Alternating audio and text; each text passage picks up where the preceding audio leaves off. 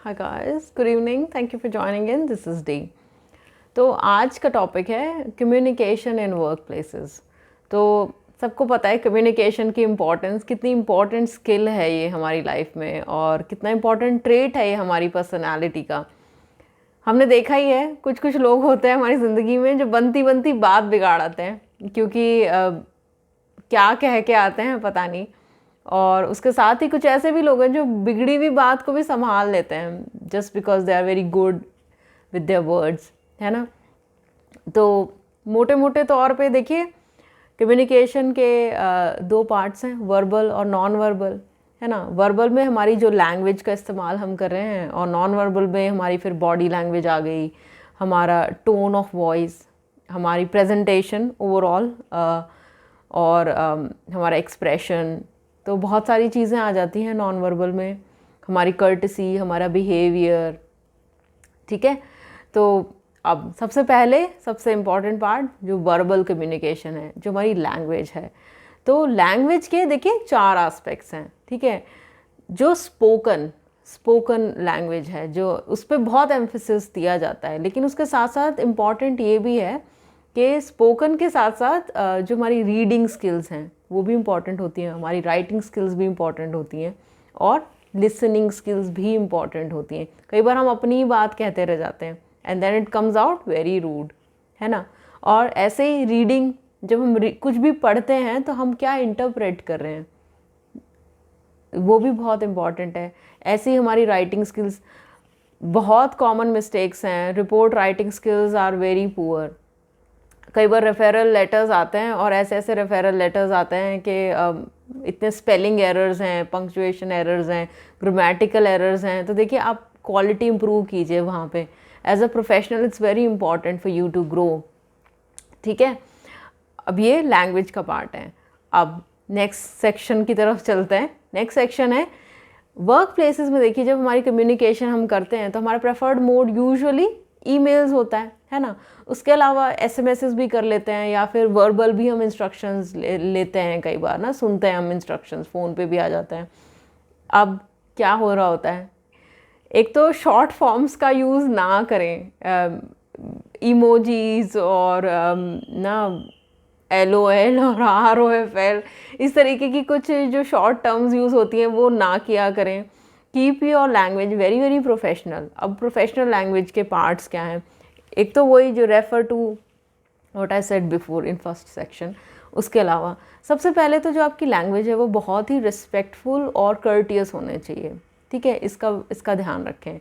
अब दूसरी चीज़ क्या है, जो भी बात आप कहते हैं वो कंसाइजली कहें, ठीक है। पूरी कहानियाँ ना लिखा करें, ठीक है।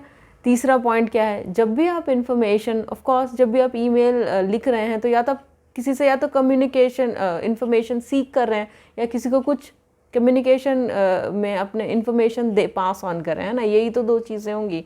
तो कंप्लीट और एक्यूरेट इन्फॉर्मेशन दें।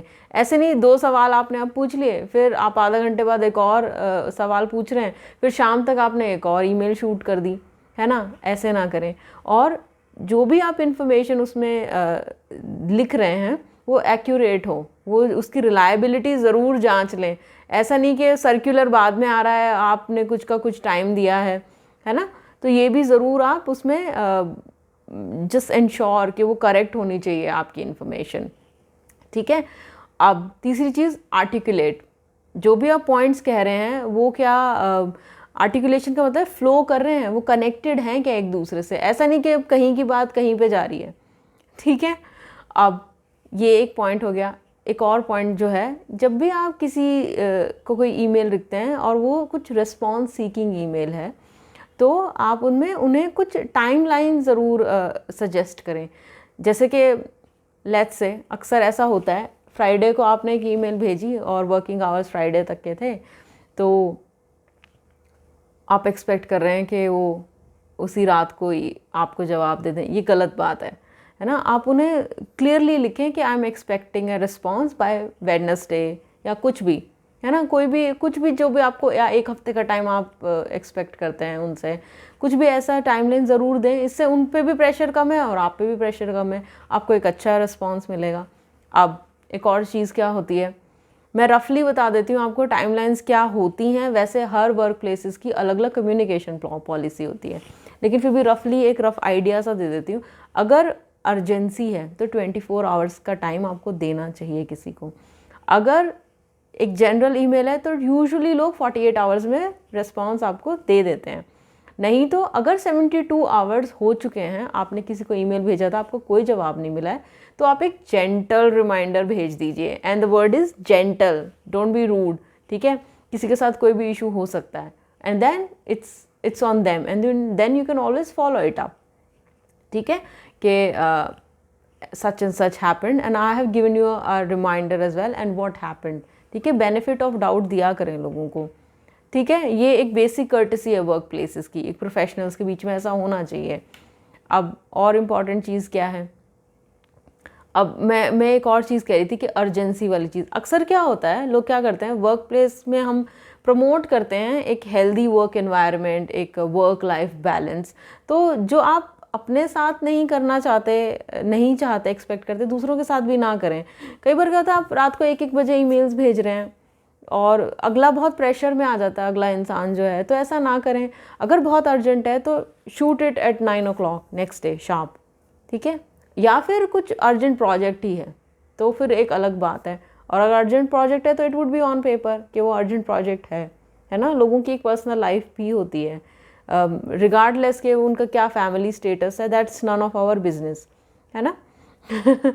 तो ये कुछ बातें थी और मैं चाहती थी, वैसे टॉपिक ही बहुत बड़ा है, इस पे तो वर्कशॉप्स और सेमिनार्स वाला टॉपिक है ये, तो फिर भी मुझे लगा कि ये इंपॉर्टेंट पॉइंट्स हैं। Let me just check again if I've forgotten something. I hope so not.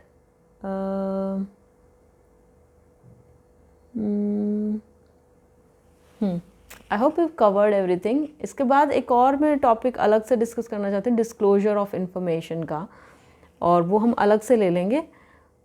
तो and I hope you find this helpful, and if there are any questions, just let us know and we'll be happy to answer. And I shall see you soon in my next one. Bye bye.